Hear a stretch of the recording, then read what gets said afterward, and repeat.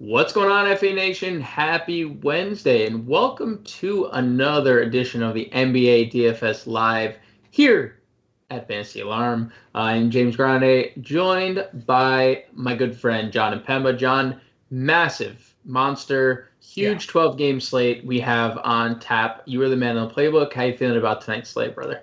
I feel pretty good. A lot of great matchups. Center's absolutely loaded, and we're just sort of waiting for some injury news, which, where we are finally getting to come down the pipe. We know that Darius Garland is not going to have a minutes limit. There's no Al Horford's going to be available. Larry Nance has already been ruled out. Goran Dragic has been ruled out for tonight. So, Russell Westbrook already out. So, we're waiting on some other guys, but most notably in Toronto. But, listen, I'm glad that we're getting some of this stuff now as opposed to 10 minutes before lock. Domantas Sabonis, questionable. Clint Capella, questionable. You mentioned Pascal Siakam listed as questionable, as well as OG Anunoby.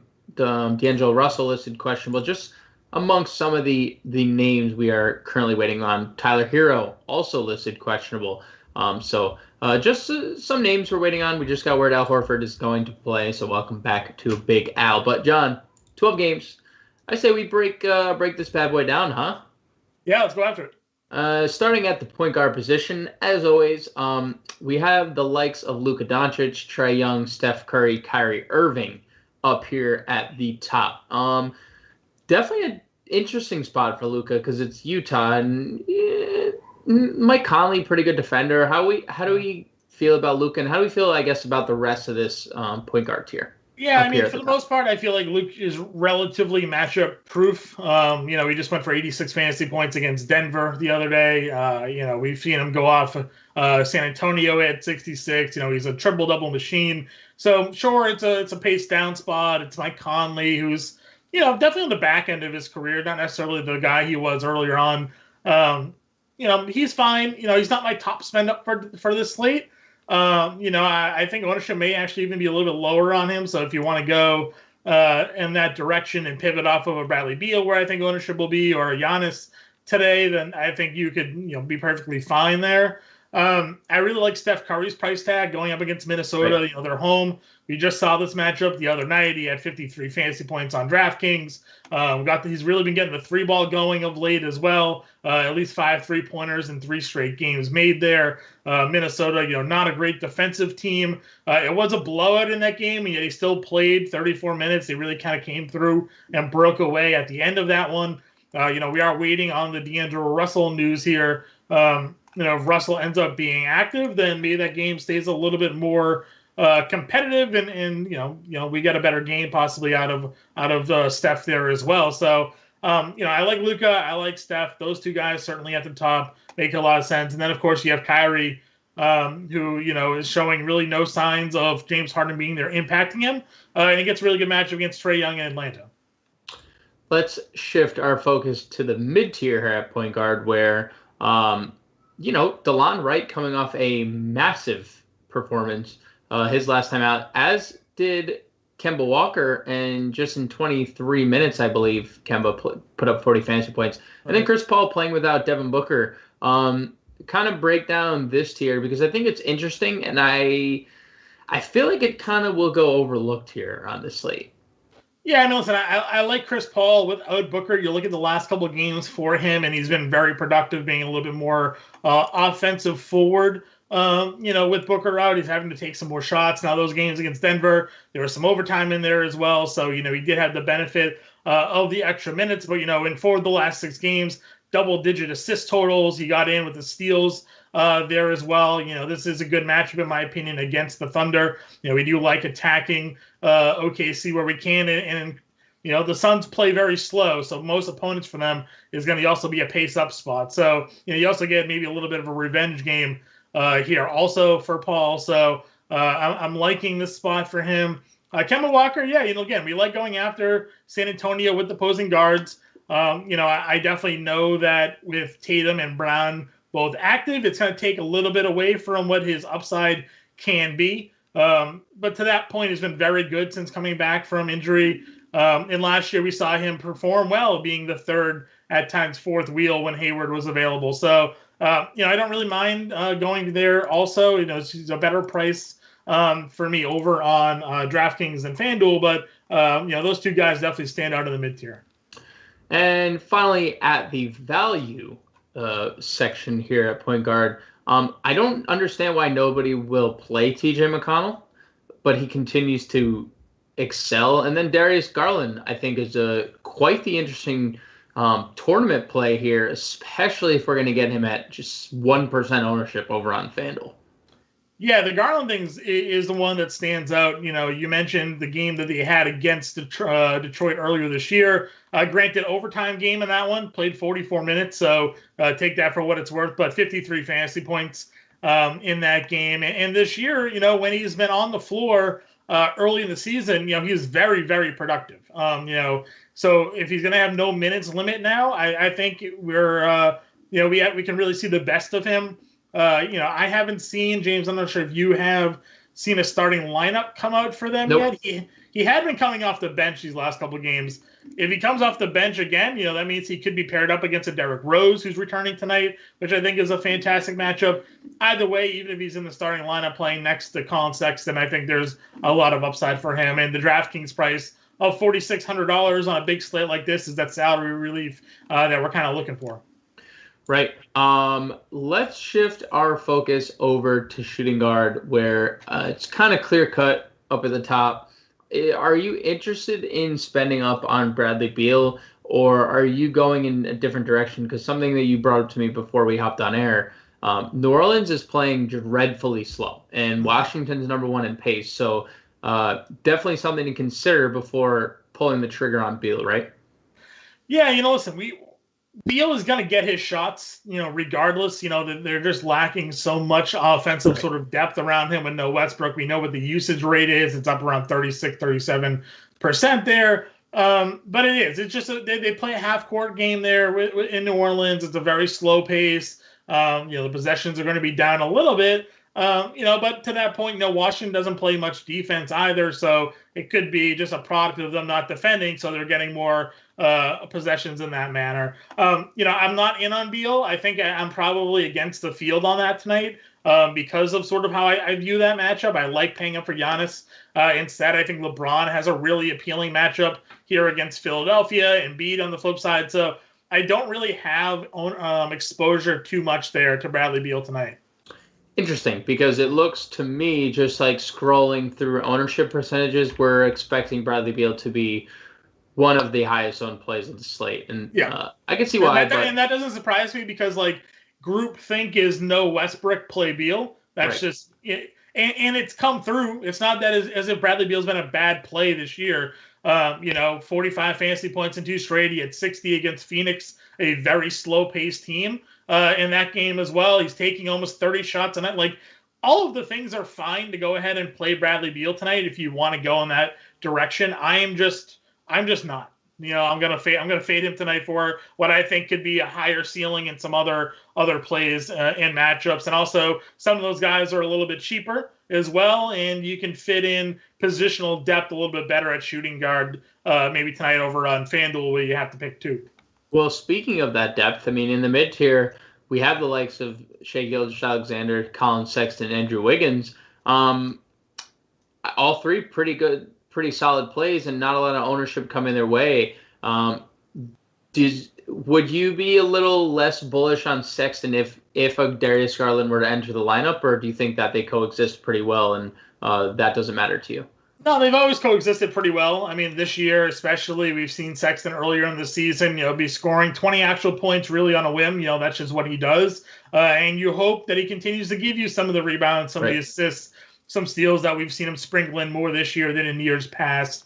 It's just a really good matchup against Detroit. They're not a good defensive team. Neither is Cleveland. Both teams are probably going to go back and forth here.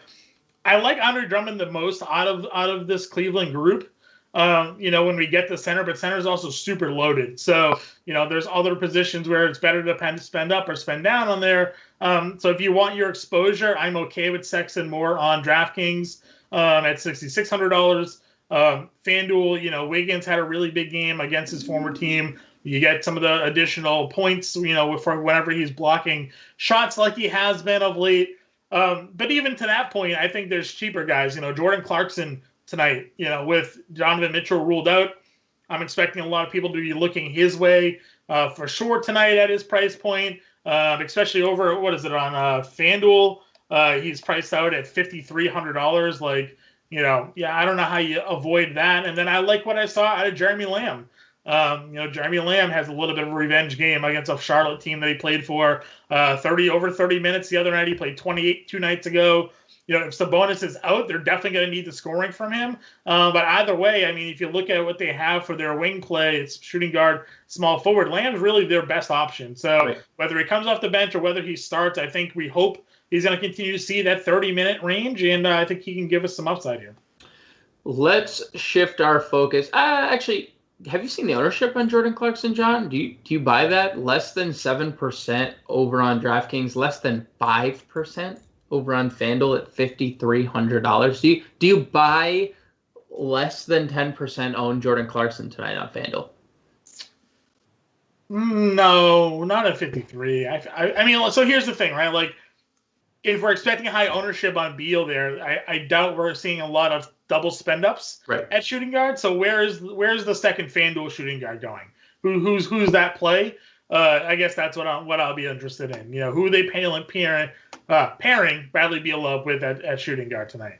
Norm Powell. If Powell, but we're waiting on news there, right? Right. We're waiting on Siakam. We're waiting on Anunoby. It seems likely if they're both questionable, they're going to be without one. So I could probably see, I guess, Powell fitting into that. $5,600. He's right there at the similar price points. I mean, Lamb and Clarkson are still cheaper. Right. The matchup for Powell against Milwaukee, I guess I could maybe see it. Clarkson gets Dallas, Lamb gets Charlotte. All right. I could buy some Powell if he's in that starting lineup again. Okay. Let's shift our attention to small forward where we have two guys at the top, and this has been the long standing question here. It's been Kevin Durant or LeBron James at small forward for quite a while now that Kevin Durant is back, and this has been a years in the making type of thing where it's been back and forth between LeBron and Durant, who's the best player in the NBA, yada yada. Well, you already teased who your favorite spend up here was. You're playing LeBron, but is there merit to playing Durant if you don't want to play LeBron? I mean, yeah, of course. You're getting Durant against Atlanta. Presumably, likely John Collins' defense for a lot of this one. I mean, that's a matchup that we're going to love to take advantage of. Capella lately, though, protecting the rim the way he's been, we'll have to wait and see if he's active. I know he's been questionable, but he's averaging almost 5 blocks a game for the last 5 or 6 games. But yeah, listen, Durant is unaffected really by Kyrie and Harden being on the floor. His usage rate's slap dab in the middle of them. It's around 24, 25%. He can give you those secondary stats, rebounds. The last time you and I did this live stream, I said I thought the 4 rebounds against Miami was an anomaly, and he followed it up with 13 in the game prior after that. So, I mean, the blocks, the assists, the points, all that's going to be there for Durant. So, listen, I love Durant a lot. And on FanDuel, I think there's certainly a merit to maybe making that pivot if you want. But on DraftKings, you're getting the discount. LeBron at $9,900 coming off the best game of his season, 75 fantasy points against Cleveland. Again, I think we talked about on our podcast, maybe doing a little revengey back to Cleveland. Monster night he did, took 26 shots. He went for 75. But now you got this matchup against Philadelphia. And I feel like this is another big spot for where LeBron can go in and sort of assert his dominance against a team in Philly that thinks maybe they're the next and up-and-coming team. You have Joel Embiid there talking some crap. You got Ben Simmons. Doc Rivers is there. This is a game where I feel like LeBron's going to step on the floor and just take over. So I'm going to go ahead, assuming he's active. He hasn't missed a game yet. At least it's not a back-to-back. At $9,900, I'm going to go ahead and throw LeBron in my lineup on DraftKings. And, again, on FanDuel, I'll take the discount and use him there as well. Yeah, and LeBron listens to all the talk. He looks at social media, and there's a lot of chatter that Joel Embiid is the current MVP. So definitely something to take note of. Also, we still think LeBron plays a lot of kind of small forward with Dennis Schroeder on the floor as point guard. 25th against small forwards is Philadelphia. So advantage LBJ. Right. Moving to the mid tier, there are 2 names that John, I mean, it's been a month. and I just combined Jeremy Grant and Gordon Hayward's names, but yeah. Jeremy Grant and Gordon Hayward's price has not moved despite how well they've played. And again, it just feels like nobody's going to play them again because we have all these spend-ups that we're trying to jam into our lineups, and we have all these elite top-tier options. They're going to fall by the wayside again, and we're going to miss the chance once again to get them at their prices. If you're building a fair and balanced lineup tonight, like Hayward and Grant should be like staples of that, in my opinion. Right. I mean, Hayward gone to Charlotte, pretty much looking like the best player he's ever been. Yep. And then Grant, night in, night out, consistently giving you 40, 45, near 50 fantasy point production, pretty much. And it's a matchup that I'm not afraid of against Cleveland here.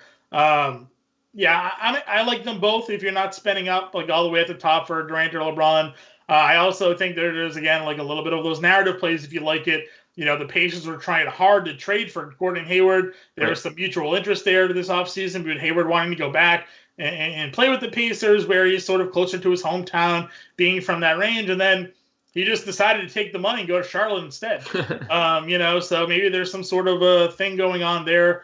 But yeah, on DraftKings especially, $7,500 for Gordon and Hayward is insane. You could definitely make a nice fair and balanced lineup over there today if you want to go in that direction with some guys in that 7 to 8K range. John, I'm just going to say Michael Porter's name, and I'm just going to sit back and I want to listen to all the good things you say about him. I mean, yeah, listen, he's looking better now. You know, the first game back from COVID, he was a little shaky there on a minutes limit. The second game, they went into overtime, but he played a boatload of minutes, looked really good. In the last game, he exploded. So I'm with you there. Listen, if he's going to continue to play 30 minutes, he was really good to start the year before COVID kind of took him out. He missed, 24 days, I think it was, like some insane amount of time. But listen, you and I are huge fans of his. He fills up the stat sheet. He hits threes. He can give you rebounds and points and steals. So, I mean, he's the full package, and you're getting him at a discount right now. He could probably be an 8K player when he's really getting going. So now's the time to take advantage of the decreased price. I think this next tier of small forwards is pretty elite. And I think it's based on their price tags pretty much. Evan Fournier under 6K over on FanDuel. DeAndre Hunter, for whatever freaking reason, is $5,600 on FanDuel. And then the two Suns, who we already know Devin Booker and Dario Saric both ruled out. Mikal Bridges coming off a rough game, but still managed to play 34 points and put up 22 fantasy points despite foul trouble. And then Cam Johnson, who played 34 minutes, and that's really all we've wanted out of Cam Johnson. So assess this next tier because I think this is the range I think most people will live at. And I'd even mention Kelly Oubre, but I think a lot of ownership is gonna circle around these five guys right here. Yeah, Oubre got a little bit of a price bump than what he had been. He'd been low 5Ks. Now he's 5,800 on FanDuel. So I don't think there's going to be a lot of ownership there. So if you're game stacking, I love Oubre for sure. You want to get that late night hammer, Minnesota Golden State, Oubre at 5,800 small forward, I think is a prime spot for you there.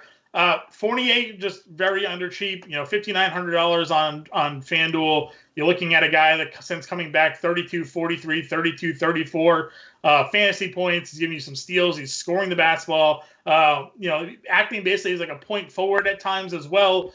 6 and 9 assists over the last 3 games. So everything about this spot for me really loves it. Sacramento, Sacramento hasn't played in over a week. So they could be a little rusty. De'Aaron Fox, terrible defender. So, if they go in that direction, Hield, Halliburton, I think Fournier is in a fantastic spot. We've been on a Hunter all season long. Again, the fact that he's as cheap as he is, $5,600. You look at the last couple of games, 36, 44 fantasy points. The Nets are not playing any defense whatsoever right now. It's a back-to-back, but if guys are ruled out tonight for Atlanta, it's just going to help the usage right there. I'm a big fan of Hunter for sure. And then I'd rather play Bridges over playing Johnson if I had to pick. I think there's more upside for Bridges because he does more, and if he scores, we've seen him go for 50 fantasy points. Cam is more, I think, of a pivot off that. But I like it, being the Suns, they play so slow. Now you're getting a spot where they pace up a little bit here against the Thunder. So give me Bridges there. So we did just get some news out of Atlanta. Clint Capella and Danilo Gallinari both will play. Cam Reddish and Rajon Rondo are still game time decisions. So Capella in, Gallo and so Siakam and Anunoby, both game time decisions. Both game time decisions, right. So we have just a lot of pretty much nothing other than Clint Capella is active. So we're still awaiting a bunch of news. Seth Curry also available officially. LeBron is actually still listed as questionable. So take that for what it's worth, but is still listed as questionable. As we shift over to the power forward position, it's really what to do with Giannis tonight, John. It's what Toronto is going to hit the floor with. I think that makes your decision easier because if Toronto has its guys, they're more likely to stay competitive. If Siakam and Anunoby don't play, how do they keep it competitive with Milwaukee? They'll need big performances from guys that are generally coming off the bench. Norm Powell was fantastic the other night. They'll need him to step up and continue to play well. They'll need Chris Boucher to step in the lineup and, play like he did the other night and even better, avoid foul trouble. Right. That's what they're going to need to rely on. They're going to need to rely on those two guys to step in and play well, and they're going to need to keep Lowry and Van Fleet, productive there also. But it's already... I think it's like a 7-point spread in this game as it is. Mm-hmm. If those guys get ruled out, we could see double digits. And that's my biggest concern all the time when it comes to Giannis is that, if he doesn't play 30 to 35 minutes in blowouts, we see him play 25 minutes, he gets you 30 fantasy points, 40 fantasy points, and you're not paying off the price point.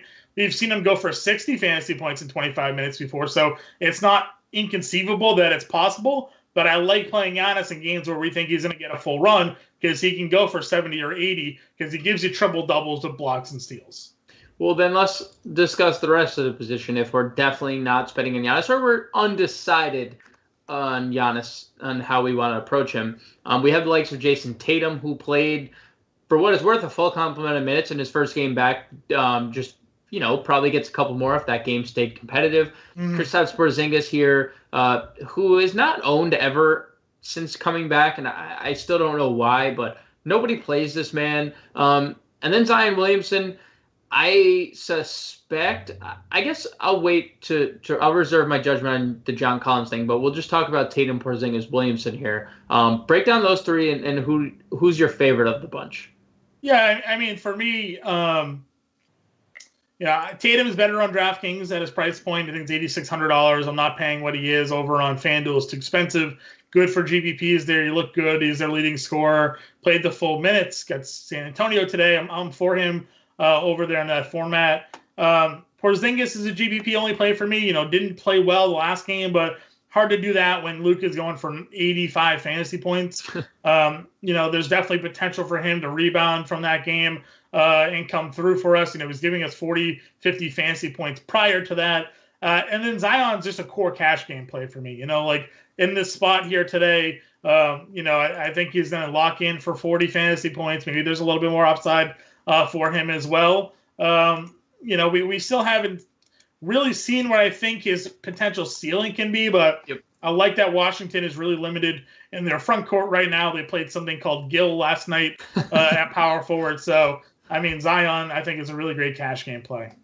I was going to jump the gun and say you probably don't like John Collins as much with Clint Capella, but he's been really good in the last two games. And I think that's primarily because we could just play Aaron Gordon, who's $600 cheaper on FanDuel and the same price on DK. And Aaron Gordon is right now there.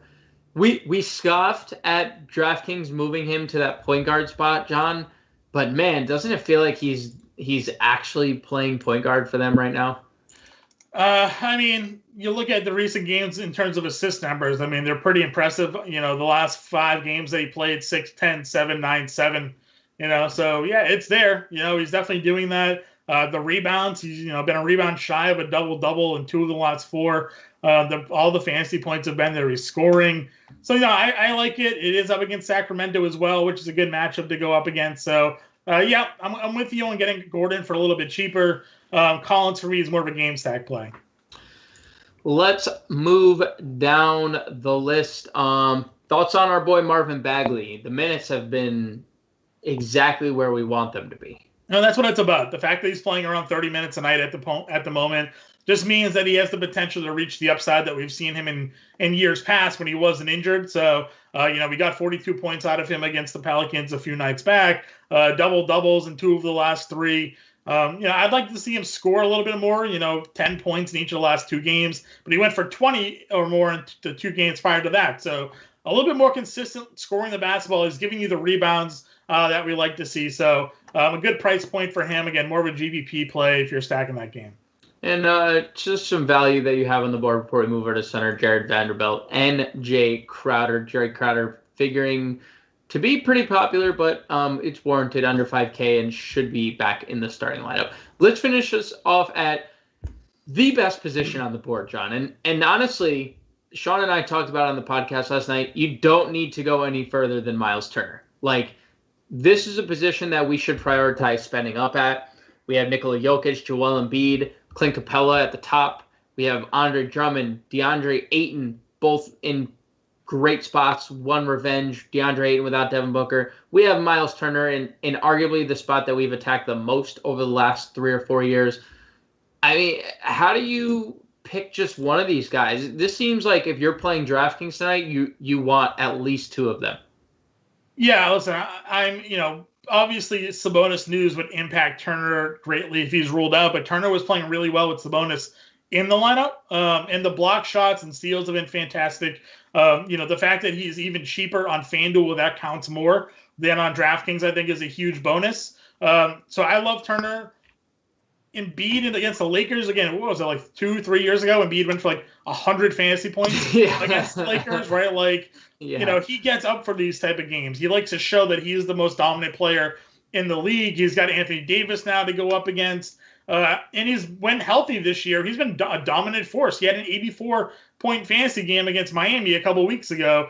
The last 3 games he was on the floor, 62, 53, 57. You're getting him under 10K today. How is he $9,400? That's my question. How is he $9,400? Like, I don't see a need to pay for Jokic, which seems silly because Embiid went for the 80 points against Miami, and Jokic has that matchup. Capella against Brooklyn, you always play centers against the Nets. That's our thing. But 10-5, like, I feel like you're paying to get 60-plus fantasy points for those 2 guys, and you can get it from Embiid at 9,800. You can get it from Drummond tonight, I think, against Detroit. Revenge game. Detroit's one of the worst teams in the NBA against centers at 8,400 or 8,600. 8,400 on DraftKings. I mean, it's just far too cheap, in my opinion, to get a guy like that in this matchup. So I mean, you can get 60 fantasy points out of that. He's done it twice this year. It's not inconceivable to see that happen. So I'm with you. I don't think you need to spend all the way up. I'm not saying don't. If you like Capella, play Capella. If you like Jokic tonight, play Jokic. They're both in great spots. They're both in great matchups. I just feel like there's other spots to spend where you can save a little bit of cash and get guys that have 60 fantasy point upside tonight. I think that's a perfect place to end there, John. Don't you? Perfect place to end there. 6 o'clock. Dinner is on the. I smell dinner wafting through my nostrils. And big shout out to Matt Sells. I don't know. It smells like a little sausage and peppers going there. I'm not gonna lie, and that would be a little surprise. That'd be like, oh, sausage and really? That's what. Thank you. But I think this is where we call it here, John. Unless you have something else to say. Unless we got something else at 6 o'clock. The people want more. We just got we got the fast break DFS core plays article coming out as soon as this is over. So, and we'll have obviously everything for you up until roster lock tonight, 7 o'clock. So we'll be good to go for that. And a big shout out once again to Matt Sells for the production of today, and we'll catch you guys tomorrow.